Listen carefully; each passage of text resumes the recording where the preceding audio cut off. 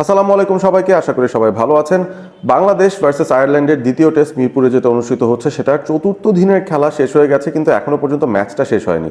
একটু কিন্তু অবাক করার ব্যাপারই আমার কাছে মনে হয়েছিল যে মেবি মিরপুর টেস্ট যদি ওই ধরনের উইকেট হয় তাহলে কিন্তু সাড়ে তিন দিনের মধ্যেই শেষ হয়ে যাওয়ার কথা। তবে সেখানে কিছুটা কৃতিত্ব আয়ারল্যান্ডকে দিতে হবে এবং কিছুটা বাংলাদেশকেও বলতে হবে যে তারা আসলে রিল্যাক্স করেই এই টেস্টটা খেলতে চাইছে। একটা স্লো পয়জন দিয়ে আয়ারল্যান্ডকে তারা হারিয়ে দেওয়ার চেষ্টাটা করছে এই মুহূর্তে। সো যাই হোক, চতুর্থ দিনের খেলা শেষ এবং অবশ্যই এই টেস্টটা আলাদা করে মেমোরেবল হয়ে থাকবে মুশফিকুর রহিমের 100 টেস্ট হিসাবে, এবং সেই টেস্টে তিনি প্রথম ইনিংসে সেঞ্চুরিও পেয়েছেন, যেটা ডে 2-তে আমরা দেখেছিলাম পেয়ে যেতে তিনি।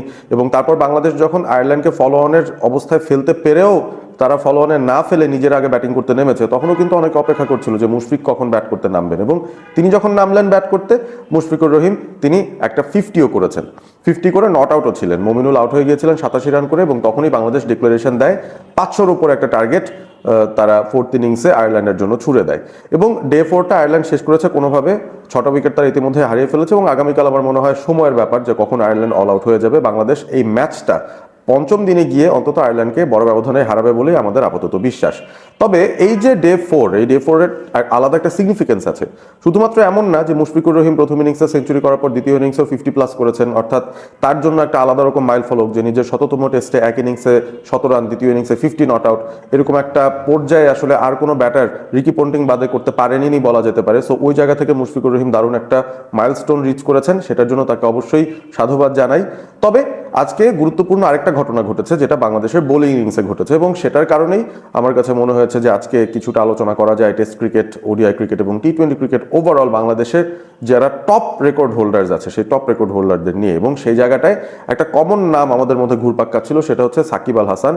অবভিয়াসলি সাকিব যেই মানের একজন অলরাউন্ডার ছিলেন, তিনি বল হাতে ব্যাট হাতে প্রত্যেকটা ফরম্যাটে, 3 ফরম্যাটের প্রত্যেক ফরম্যাটে বাংলাদেশের একদম টপ টায়ার একজন পারফর্মার ছিলেন। এবং বহুদিন যাবত আমরা সেই লড়াইটা আসলে দেখছিলাম, ওয়ানডে সার্কিটে আমরা দেখছিলাম যে সাকিব এবং তামিমের মধ্যে একটা লড়াই চলছিল যে কে কাকে ছাড়িয়ে যাবেন টপ রান স্কোরার হওয়ার ক্ষেত্রে।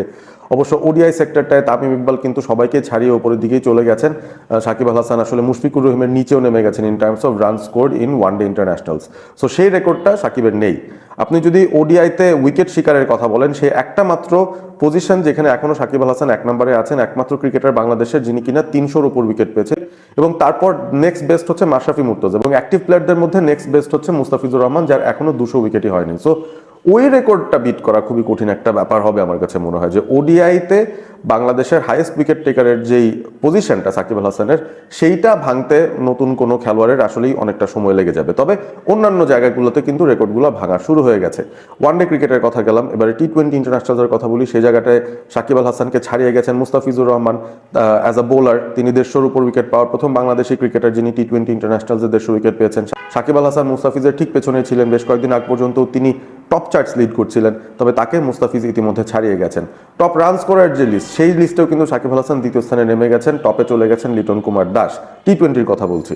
এবং তারপর টেস্ট ক্রিকেটের কথা যদি আসি, সেখানে সাকিব আল হাসানের উপরে আরও 3 জন ক্রিকেটার এই মুহূর্তে আছেন রান তোলার ক্ষেত্রে, যারা টেস্টে তার থেকে বেশি রান করেছেন। সুতরাং highest run scorer in test cricket, most runs for Bangladesh, ওই জায়গাটাতেও সাকিব এখন নামতে নামতে 4-এ নেমে গেছেন।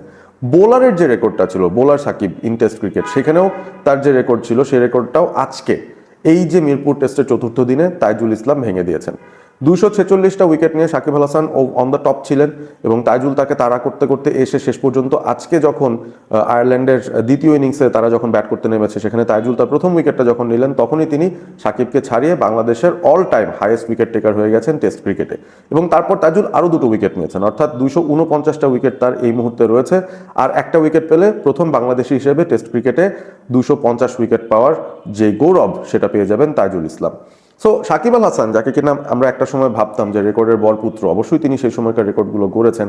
তার এমন সব রেকর্ড রয়েছে, এমন সব কীর্তি রয়েছে, যেটা আসলে ভেঙে ফেলাটা ওয়ার্ল্ড ক্রিকেটেই বেশ কিছু ক্রিকেটারের জন্য ডিফিকাল্ট, বাংলাদেশের কনটেক্সট তো বাদই দিলাম। বাট ধীরে ধীরে আমরা দেখছি যে records are meant to be broken, সেই যে ইংরেজি কথাটা রয়েছে, সেই কথাটার প্রমাণ আমরা চোখের সামনেই দেখছি। এবং আমাদের চোখের সামনেই সাকিব আল হাসান ইন্টারন্যাশনাল ক্রিকেটে বাংলাদেশের হয়ে যখন থেকে ইনঅ্যাক্টিভ হয়েছেন, সেই সময়ের পরেই কিন্তু খুব জলদি আমরা দেখছি তার এক একটা রেকর্ড টপ রান স্কোরারের, টপ উইকেট টেকারের প্রত্যেকটা ফরম্যাটে সেটা কিন্তু একটা একটা করে ওভারটেকেন হয়ে যাচ্ছে বাই ভ্যারিয়াস ডিফারেন্ট প্লেয়ার্স।